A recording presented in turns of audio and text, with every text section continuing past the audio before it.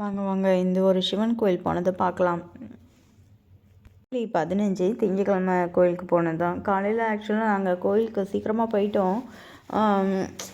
போயிட்டு ரொம்ப தூரமாக இருந்த கோயிலுங்கிறதுனால கொஞ்சம் விடிஞ்சிருச்சு. இதெல்லாம் பாருங்களேன், ட்ரீஸ் 2 பக்கம் இருக்குது, ரொம்ப அழகாக இருந்ததா. அதனால சரின்னு சொல்லிட்டு நாங்கள் அந்த ரோடில் செம்மையாக ஜாலியாக வீடியோ எடுத்துகிட்டே போயிட்டுருந்தோம்.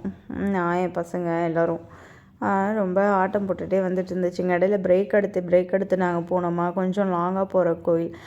இவர் காளஹஸ்தீஸ்வரர் நினைக்கிறேன். இவர் ஏற்கனவே போகணும்னு நினச்சிருந்தேன் இந்த கோவிலுக்கு, காளஹஸ்தீஸ்வரருக்கு. ஆனால் போக முடியல, வெளியில் தான் நின்று வேடிக்கை பார்த்தேன். அதனால் சரி திங்கக்கிழமை சிவன் கோயிலுக்கு போகலாம் அப்படின்னு சொல்லிட்டு போனோம். ஆனால் என்ன சொல்கிறது, மார்கழி மாதம்னாலே காலையில் கோயிலாக சுற்றுறதே ஒரு நல்ல இதாக தான் இருக்குது போங்க. ஏன்னா அப்போ தான் கோவிலும் திறந்துருப்பாங்க.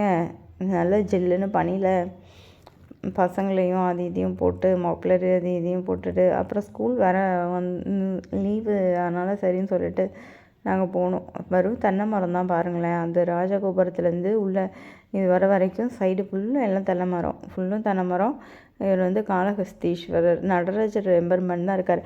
ஆனால் இவர் உள்ள கல்யாணேஸ்வரர்னு சொல்லிட்டு வச்சுருக்காங்க. ஆனால் ஒரு கல்யாணேஸ்வரர்னு வச்சுருந்தாலே அவர் ஒரு தனி அழகு தான் போல், அப்படி ஒரு அழகு. ஆனால் நான் உள்ளே அவரை வீடியோ எடுக்கலை, யாரும் இல்லை இருந்தாலும். ஆனால் நாங்கள் எடுக்கலை. இது பாருங்களேன், தீபார்த்தனை எவ்வளோ பெரிய கொத்தாக வச்சுருக்காங்கன்னு.